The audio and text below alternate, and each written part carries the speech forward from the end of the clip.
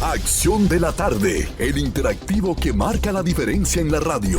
Por Palma 90.7 FM. Doña Emma, me llama la atención la noticia que tiene que ver con la necesidad de que, conforme expresa el director del Servicio Nacional de Salud, el doctor Lama, de 1,000 psiquiatras, más o menos, según la población que tenemos y los centros que prestan servicios de salud en el sistema, en República Dominicana hacen falta 1,000 especialistas en esta área. Dice el doctor Lama que hay 300 psiquiatras actualmente y que de ellos un 65% está contratado para el sistema. Y entiendo que el tema de los psiquiatras ha cobrado relevancia, mucha relevancia a raíz del caso del joven que hiere a 4 personas y mata a una dama en estos mismos días y que ha generado una reacción pública en el campo del derecho y también en el campo de la salud mental. Este joven fue conducido a un proceso judicial. El juez tomó unas medidas que pienso que hoy para la gente que está vinculada a este tema tan relevante, tan interesante, que tiene que ver con la eximente de responsabilidad penal o con la condición de inimputable que se deriva de un estado de demencia, motiva estas posturas que asumió el juez que conoció el caso a reflexionar. El juez decidió imponer prisión preventiva. Obviamente se invocó ante el juez que el sujeto no era imputable en el momento de ocurrir el hecho y se presentaron precisamente informes de psiquiatras que presuntamente lo evaluaron. Las conclusiones de estos psiquiatras, sin embargo, el tribunal no las tomó en cuenta porque los presupuestos presentados por la defensa descansaron en fotocopias y el tribunal entendió que no tenían el debido valor.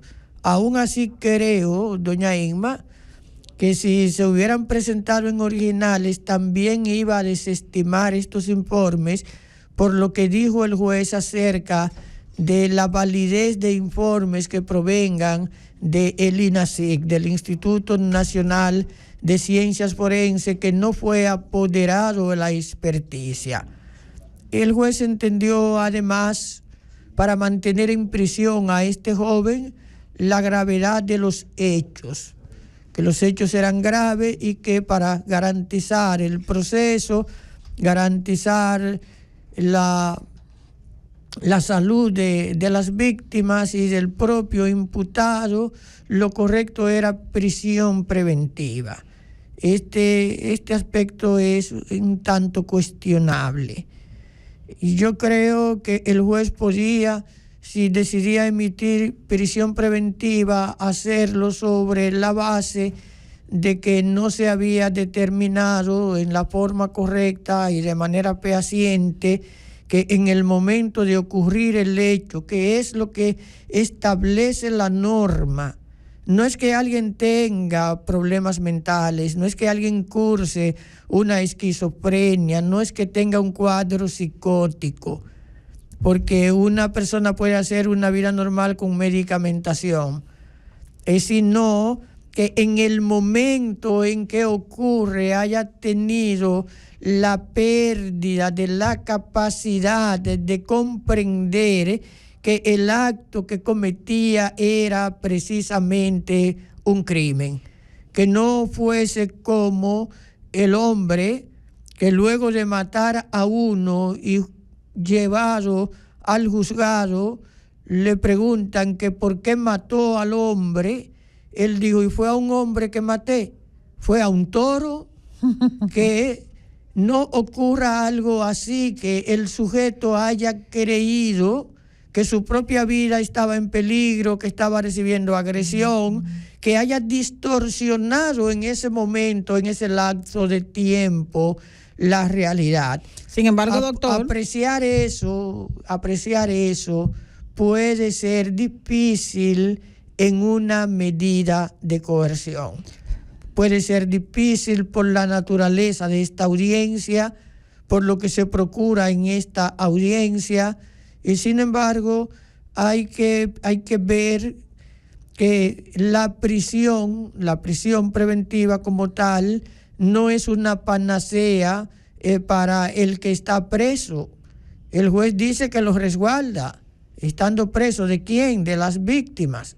¿Acaso porque viven en el mismo condominio sería eso? ¿Es la cárcel este nivel de seguridad? ¿No podría estar en otro lugar? Creo que en esa parte la decisión no es buena. Con respecto a los episodios que el juez señala de que el joven se dedicó con posterioridad a un presunto diagnóstico de esquizofrenia, a trabajos o a estudios, y que hay constancia, tampoco es un fundamento que justifique el imponer prisión preventiva, porque ciertamente una persona pudo haber estado bien hace 3 o 4 meses, pudo haber tenido trabajo, pudo haber desenvuelto la vida como si fuera normal, pero si tiene una condición, y esa condición pudo haberse descuidado por el no uso de los medicamentos que la controlan, o por cualquier episodio, cualquier evento que desencadene una agravación del cuadro,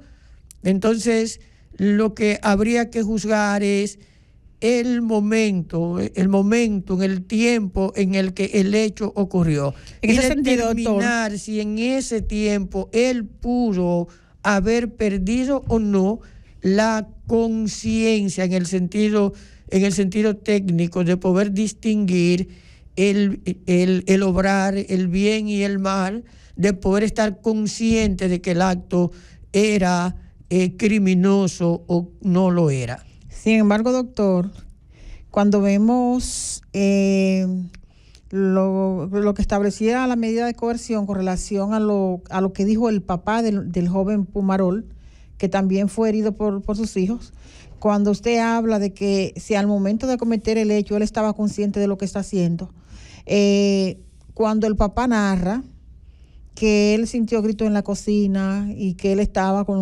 agrediendo a la empleada doméstica, y que él enfrascarse hasta lograr herir a su propio padre, empujarlo, forzar una puerta para salir y tocar puertas y herir personas, doctor, a simple vista se nota de que él no estaba en sus cabales.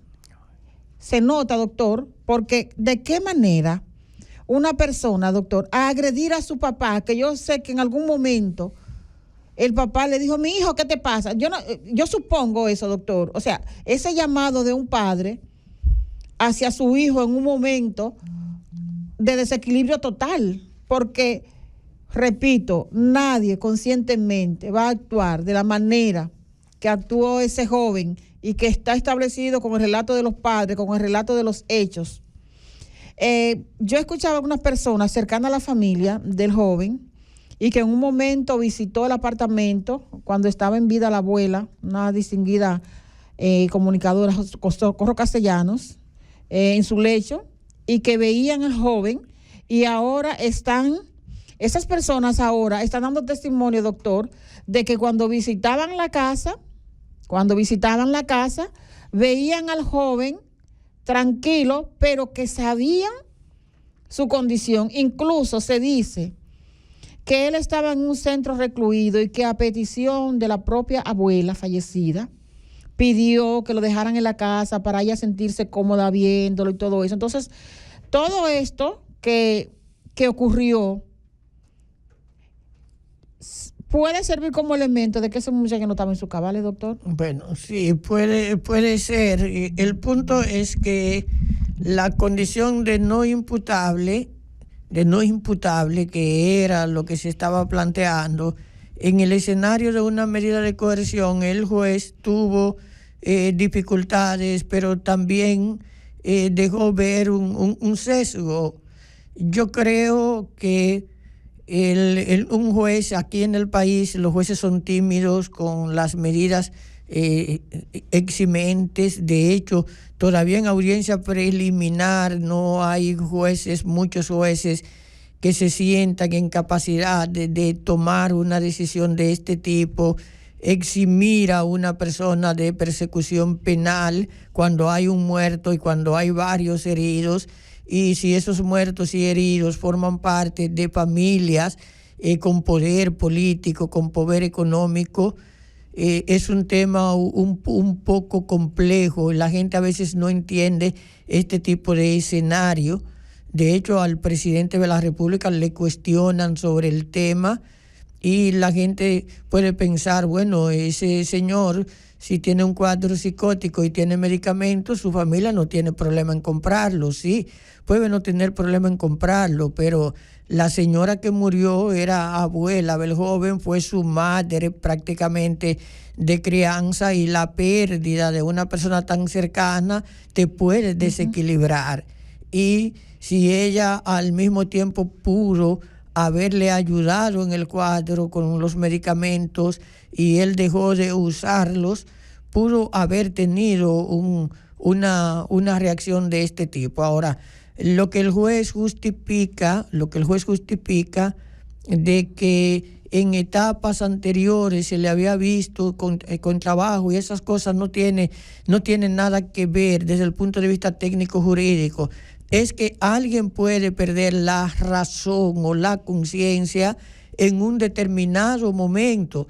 Por eso el legislador, incluyendo el legislador del nuevo Código Penal, del nuevo proyecto del Código Penal, el legislador del 2014, cuando aprobó la ley 550 del 2014, legislaciones como las europeas, te plantean que si el individuo en un determinado contexto incurre en una conducta, tú tienes que evaluar el momento en el que esa conducta ocurre, el estado psicológico ahí. Si la situación indica que tuvo una perturbación transitoria, pero que fue lo suficientemente fuerte como para omnibularle la capacidad de hacer las distinciones racionales, entonces tú lo declaras inimputable. Eso no significa que sea un loco que come pupú. Eso no es lo que significa. No, es que en ese momento el señor no distinguía o podía no distinguir. Y si tenía un nivel de distinción, entonces hay legislaciones que la dominicana todavía no la tiene, esta disposición, que te contemplan una atenuación por el grado de demencia. Ahorita veíamos algunas implicaciones de lo que es la eximente de responsabilidad penal en caso de que la persona sujeta a un proceso puedan establecer quienes le defienden que es lo oportuno indicar que en el momento de la comisión del hecho estaba bajo un estado de demencia. La demencia es el vocablo que emplea el legislador dominicano, que toma el Código Penal de la codificación francesa de 1810 y lo convierte en ley en República Dominicana. Un código que estuvo vigente obviamente en francés desde el año 1822 con los haitianos y desde 1844 a 1884, luego que República Dominicana se declara independiente, y en el 1884, que es el decreto que tenemos, se traduce el código francés penal al español y nos rige en nuestro idioma desde ese momento. El vocablo demencia para esa etapa se asumía como locura, pero aún en esa etapa se dejaba ver que era para el momento en que el hecho ocurría. En este caso, yo creo que los debates van a abrirse, que los psiquiatras tienen la capacidad de opinar, que incluso opiniones de expertos podrían tomarse en cuenta en un momento dado, sin que haya pasado por el crisol del INASIC, porque hay libertad de prueba, pero el juez en esa parte pudo haber tenido razón cuando dice que presentar fotocopia de estos informes en esa etapa no satisfacía el voto de la ley, porque pudieron, si no presentaban el informe del INASIC, que creo que quizás lo más prudente en un caso como este fue haber solicitado esta experticia y haber aplazado hasta que se tuviese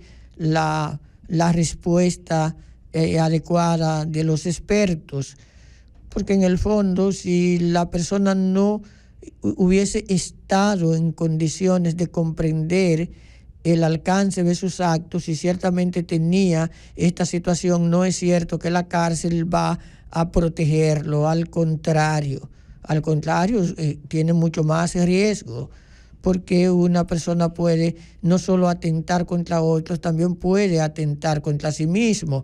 Pero hay gente que aún él estando preso, aunque lo mandaron a una cárcel en Higüey con algunas condiciones que se pueden explicar para personas que tienen este tipo de cuadro, pero estas mismas personas, si ese cuadro se agrava o se empeora, también corren un riesgo, porque no está siendo tratado, no se le está dando seguimiento en este sentido. Entonces, sí creo, doña Emma, que el tema justifica que desde el derecho penal y desde la psicología y la psiquiatría criminal, que son áreas muy especializadas, pueda evaluarse, porque hacia el mañana se presentarán casos así. Sabemos que República Dominicana tiene déficit de psiquiatra. En ese sentido, doctor, bueno, dentro del documento de medida de coerción se estableció que cuando se trató de controlar al joven Pumarol a través del arma no letal, de frisarlo, él pudo evadir todo eso, doctor, y salió huyendo. Y luego un agente de los que asistieron logró convencerlo en un momento determinado para poder apresarlo. Pero aquí en la República Dominicana, lastimosamente... Hay una llamada en línea, vamos a pasarla. Adelante. Buenas tardes, Emma. Buenas tardes, Joaquín. Es un placer escucharla. Nelson de Baní. Adelante. Emma, Joaquín, si hubiera habido una persona en uno de esos departamentos, un hombre con un arma de fuego, si hubiera matado a ese muchacho, hubiera cogido 40. Perdimos la llamada. Bueno, entonces, doctor, decía que lastimosamente en la República Dominicana en los últimos tiempos han ocurrido hechos que nos han movido con temas que han estado latentes por años, pero que no se habían visualizado. Y me refiero porque usted al inicio del comentario hacía referencia de que Mario Lama ha informado que hacen falta 1.500 psiquiatras en el país. Él dice 1.000 psiquiatras. Sí, para el sistema. Sí. Pero, ¿tenía el dato antes Mario Lama o lo tiene ahora o saca esa información ahora por el tema de este joven? Entonces, aquí, repito, tomamos los temas pensando en el momento de que ocurre, porque siempre decimos, detrás de algo. Sí, creo, como usted hizo una pregunta, creo que aunque ha coincidido la información, es más bien parte de una iniciativa, a mi modo de ver interesante, del Sistema Nacional de Salud, que ha creado un conjunto de medios para difundir noticias relacionadas con la salud. Un podcast que tiene unos profesionales de la comunicación, va a haber una revista de noticias, una revista de temas médicos. Es multimedio lo que va a hacer el sistema para colocar la salud más cercana de la gente. Entonces, en el lanzamiento de este proyecto novedoso, él dio varias informaciones, pero esa información se resaltó mucho, y creo que se resalta, doña Emma, que era lo que decía ahorita, precisamente porque coincide con un tema muy sensible que tiene que ver con la salud mental. El tema del joven Pumarol nos ha permitido conocer de datos que no manejábamos, doctor. Por ejemplo, que en 3 cárceles de nuestro país tienen pabellones habilitados donde pueden ser trasladados, o donde ya existen, donde hay alojados personas que tienen medida de coerción o han sido condenados, y que están en esos 3 pabellones, en La Vega, está en San Pedro de Macorís y en Najayo. Entonces, aquí, cuando ocurrió la tragedia del YECSED. Pero eso que usted dice, hay que ver cómo el sistema ha venido interpretando, porque tener pabellones para gente con problemas que pudieran ser inimputables, pudieran serlo, pero el sistema puede ser insensible al tema y juzgar y condenar al inimputable como si lo fuese. Entonces, no salvo la situación si lo mando a un área que es como si en la cárcel yo pudiera tener celdas para enfermos mentales, y el enfermo mental, ¿qué vamos a hacer con él? ¿Lo vamos a tratar como un sujeto penitenciario, o lo vamos a tratar como un enfermo que requiere atención especializada?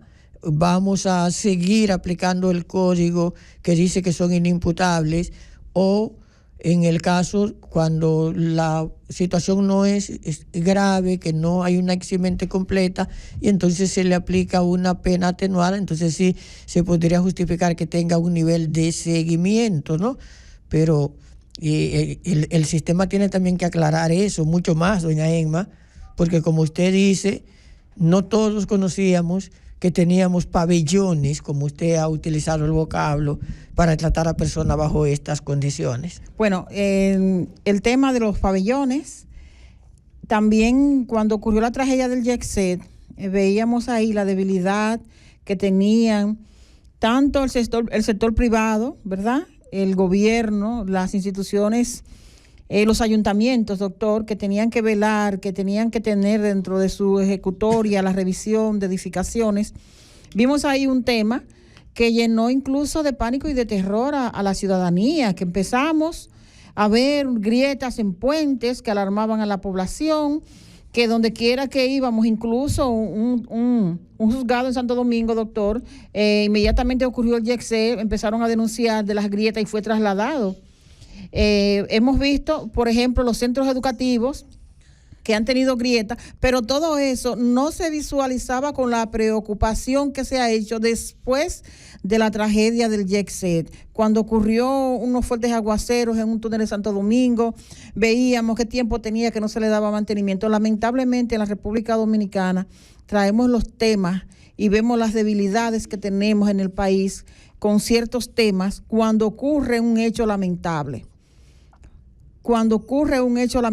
Por ejemplo, el tema que usted acaba de bien exponer ampliamente, y que también ha servido para tener cosas novedosas en el ámbito de la justicia, como también, repito, usted ha detallado en cuanto a la calificación del caso, pero tenemos también el proceso que se le lleva a Ángel Martínez, que también usted en otro programa abordaba el tema de la imputación por un asunto de ofender a un juez, que usted tiene una tipificación que ahora no recuerdo el término que usted utilizó. Sí, en el caso de Ángel Martínez, que yo entiendo, lo dije, bueno, casi cuando lo apresaron, porque se hizo público desde sala de audiencia, ¿no? Sí, porque fue por un tema de la audiencia con el juez. Nosotros analizamos, hicimos unas diferencias técnicas entre lo que es un delito de audiencia y un delito en audiencia. Que era un término prácticamente desconocido, doctor. Sí, o sea, para los que no manejan bien el tema, pues obviamente un delito de audiencia implica una falta a la solemnidad, una actitud temeraria de un litigante o de una parte que puede constituir una obstrucción al desenvolvimiento normal de la audiencia como tal, porque es un delito contra la audiencia, contra este proceso, contra este espacio en el que el tribunal asume un papel para resolver un conflicto de derecho público o de derecho privado. Pero en el delito en audiencia es un delito contra una persona, es un delito que no tiene que ver con la interrupción misma de la audiencia, y en este caso el juez se sintió ofendido por una disputa con el imputado, y entiendo yo, con el respeto que me merece el magistrado, que la sanción no tenía la cobertura. Él pudo haber hecho como lo hizo con el abogado, que le impuso la sanción establecida en el 135 del código, que es 15 días de salario a lo máximo de lo que gana un juez de primera instancia, como una sanción económica. Pero a Ángel lo mandó a la cárcel, lo mandó a prisión, y si fue que él se sintió ofendido, él como individuo, entonces si sintió que hubo un agravio contra él, entonces ese agravio verbal contra el juez podría quedar calificado como una difamación o como una injuria, pero no sería un delito contra la audiencia, sino un delito en audiencia. Y en este caso él mismo no lo podía juzgar, porque él sería juez y sería parte. Es la diferencia. Ahora, aún habiendo un delito de audiencia, esa sanción aplicada por el juez pues tiene el problema de la base legal, de no hay delitos en una ley previa. Entonces tú modificaste o transformaste en el 2002 la legislación que tenía que ver con delitos de audiencia en el país. Y este juez se sintió ofendido y mandó a este hombre, y si este hombre muere en la cárcel, hoy vamos a ver, no sé si ya se ha conocido, doña Emma, porque él hoy debe en la tarde serle conocida la medida de coerción en el caso de Farideh Raful. El mismo juez que lo manda preso es el juez llamado a conocer el caso. Él impuso 15 días de salario y mandó a bajar al abogado, porque el abogado lo había recusado una vez y lo recusó 2, pero este abogado puede recusarlo de nuevo hoy, porque las decisiones que tomó con respecto al imputado pueden implicar un ánimo, una voluntad, lo que se dice que dijo antes de llegar a audiencia, de que esa audiencia iba a pasar, no importa lo que ellos hicieran, no era correcto. Pero al margen de eso, yo creo que también ahí está en juego un derecho que hay que ver, lo que es el derecho a comunicar, que es el derecho a expresarse. Los delitos de Ángel Martínez, básicamente son delitos de lengua.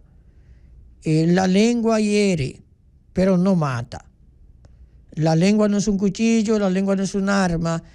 Si alguien se siente ofendido, puede ir a los tribunales como lo están haciendo muchas personas.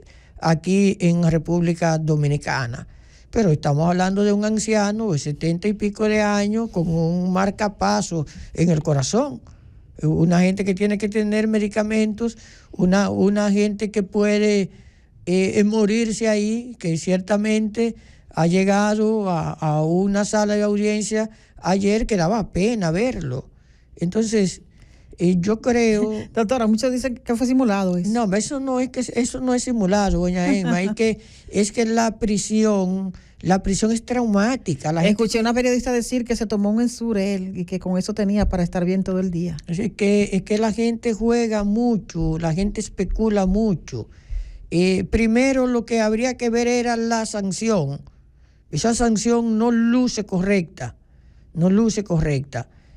Y lo segundo es que en un tipo penal ordinario de difamación tú no impones prisión.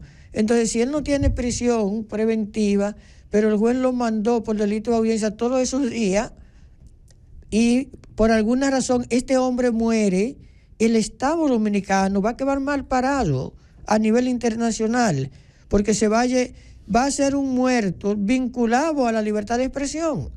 Lo van a convertir en un mártir. Y entonces no va a haber forma de establecer que era culpable o no, porque a los muertos no se les juzga. Y todo el que muere bajo un proceso penal muere inocente.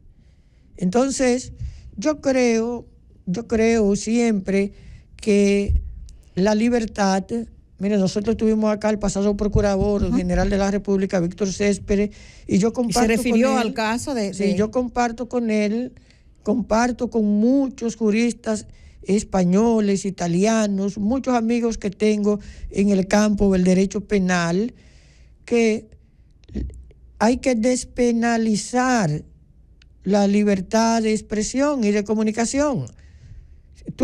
No es la sanción de cárcel la que tú debes tener, debe ser sanción económica. El que te ofende, que te pague con dinero que le duele, pero si la declaración es contra un funcionario público, esta declaración tiene un margen de mayor tolerancia. O sea, el funcionario público está sujeto a escrutinio.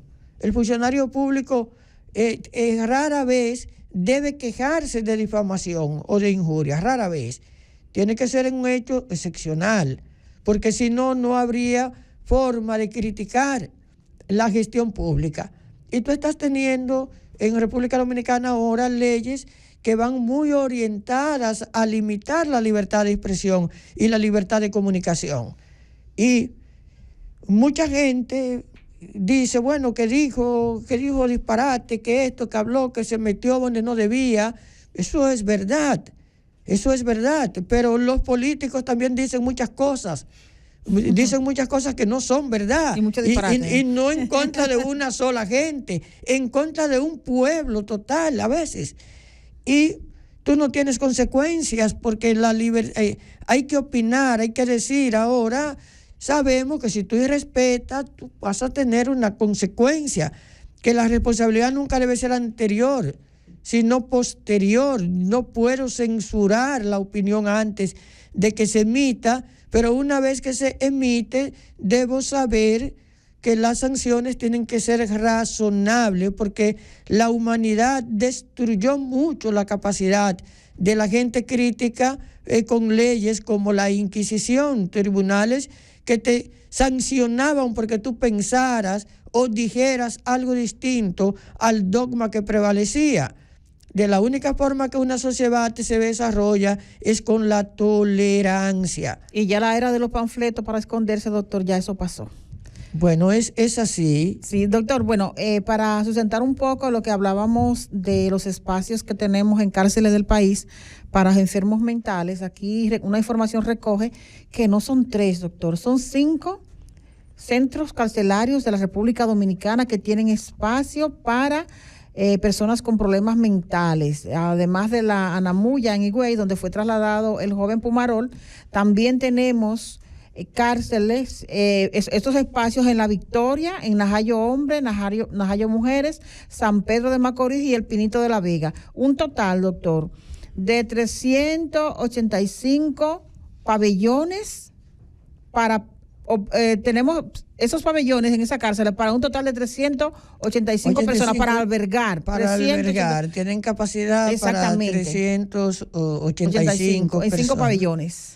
Bien, claro que sería bueno saber cuánta gente se tienen así y cuál fue el criterio o cuál es el criterio que utiliza el sistema para calificarlos así, para considerar que tienen este tipo de problema y considerar a la vez que el espacio adecuado para ellos es un pabellón en una cárcel.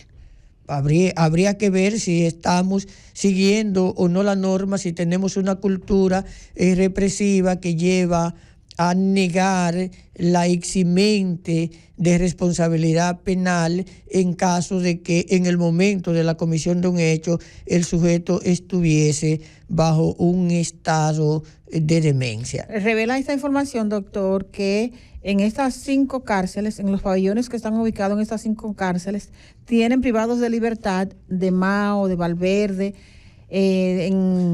tienen de Puerto Plata, en Najayo Mujeres de Baní, en La Isleta, en La Romana, en Najayo San Cristóbal. Dice que también en Vista del Valle, en San Francisco de Macorís, en El Ceibo, en Salcedo, en Barahona, en Neiva, en Elías Piña, Monteplata, Anamuya de Higüey, Nagua, Santiago Rodríguez. O sea que tenemos privados de libertad de distintos puntos que han sido referidos a esos centros. Bueno, a esos centros.